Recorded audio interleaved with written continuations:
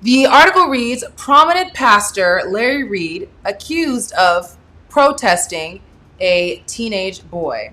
Dr. Larry Reid is the founder of the MBN Network, the owner of LDR Enterprises, and the senior spiritual leader of Reformation Church of Atlanta.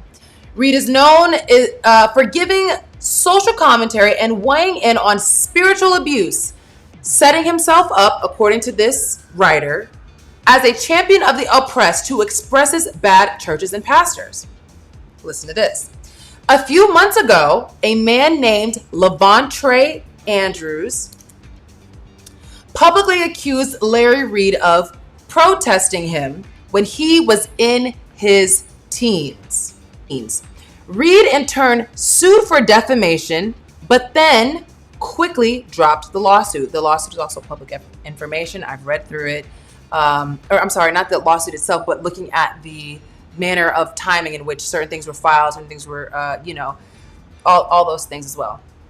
In an interview with Tasha K, which we're going to get into, Andrews shares that after his father and mother divorced, his father was absent and it caused him some trauma, having difficulty working through the effects of not having a father figure in his life. Andrews started attending Breakthrough Church, where Reid was the senior pastor. Soon, Reid became that father figure for him. So much so that the teen eventually came to live with him in his home. But that just worries me. That burdens my heart. Because in my mind, if I'm a parent that's struggling and my pastor is offering to take my child, clearly he has the funds and resources to do so. Why wouldn't the pastor just give me, the struggling parent, rent money? So if there's any parents in here, please, I'm not trying to hold judgment. I'm simply just trying to understand. Andrew alleges that Reid groomed him for over a year, telling him things like engaging in gay. Larry is the Breakthrough Church senior pastor. Yeah, I had no idea that guy was a pastor. Yeah, a lot of people don't, because he doesn't portray himself that way. He likes to say that he is a spiritual leader. He says these things. Unless the school that he attended, which also isn't USDE accredited,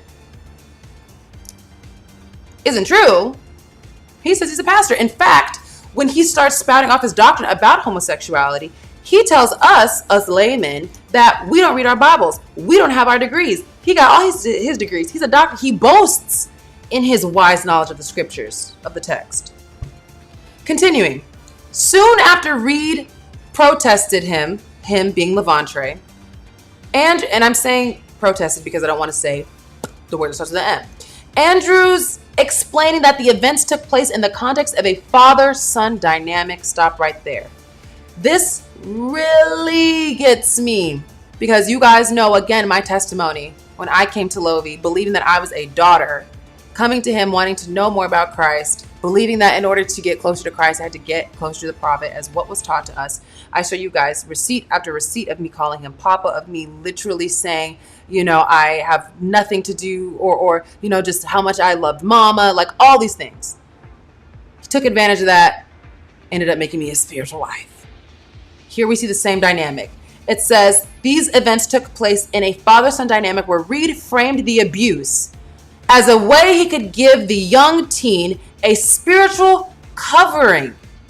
And he in turn could help the minister relieve some of the spiritual pressures he was under. Lovii asked me, which I showed in my expose, to send him a video of me twerking to be delivered of the lust that I dealt with. He asked me to send a video of me twerking to no longer have lustful dreams. It says right here, where Reid framed the abuse as a way he could give the young teen a spiritual covering, and he in turn could help the minister relieve some of the spiritual pressures he was under. Like father, allegedly like son. No, allegedly like father, like son. We're going to play this clip for you. This is the clip of him, Lovii. He is now an older gentleman. Lovii probably watching right now. He hasn't gone on stage. Hi, honey. Repent. We're going to play this video right now of Levontre speaking.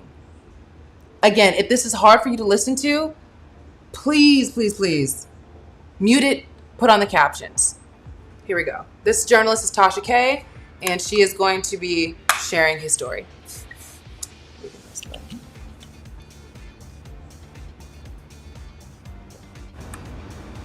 Lower. Boom. Here we go. It's a church space, it's a religious space. Why it happened is because of the absence of my dad. Where it happened is it happened in a father-son dynamic. That's where it happened. Right? The dynamic wasn't a "you're my lover." That wasn't the dynamic at all.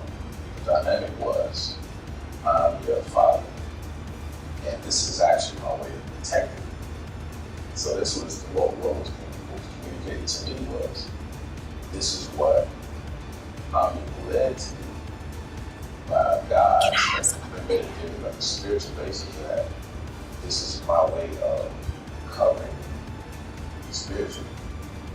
And so the way it began was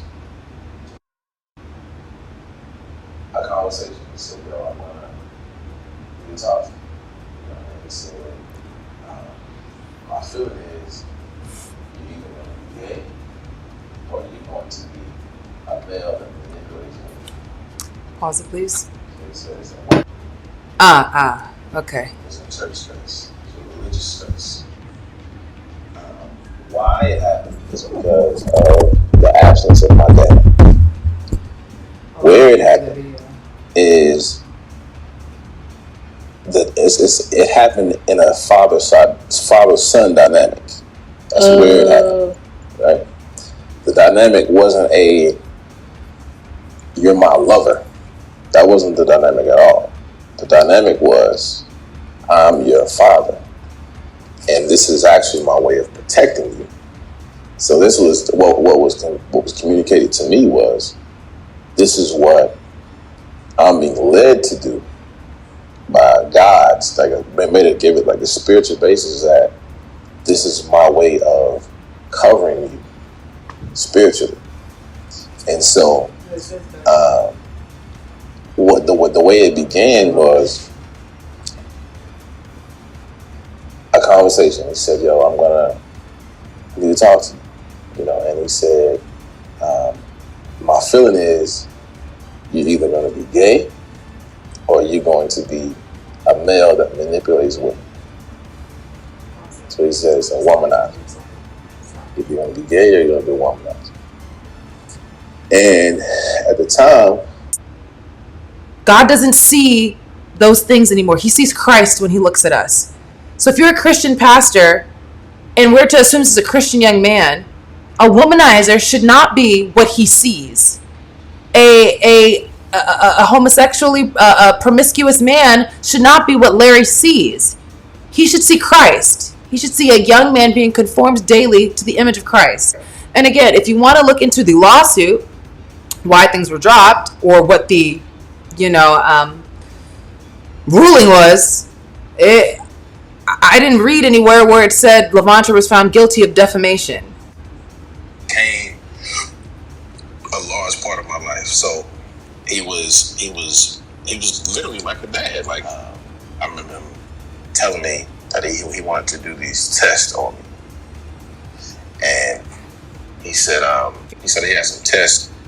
Actually, because he asked me, he said that I think I was gay. He asked me if I thought I was gay, and I said no, I don't think I'm gay.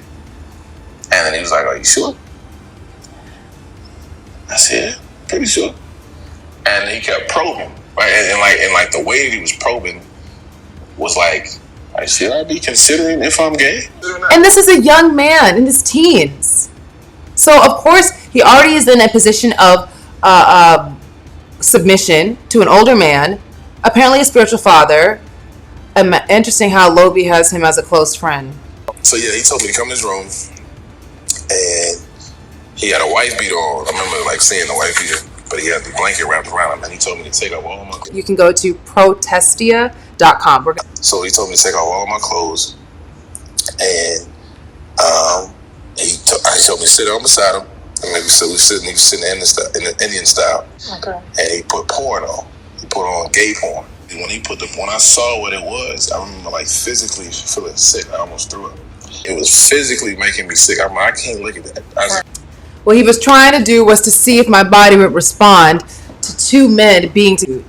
You're a church pastor, doctor, spiritual leader, proponent of Christ. Where's Christ in that? And you're a father? Lovii calls you his father? Father? Abba? Papa?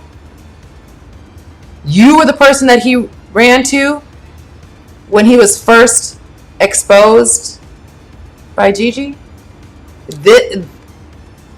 You were the person that is counseling, or that counseled someone who counsels thousands of people?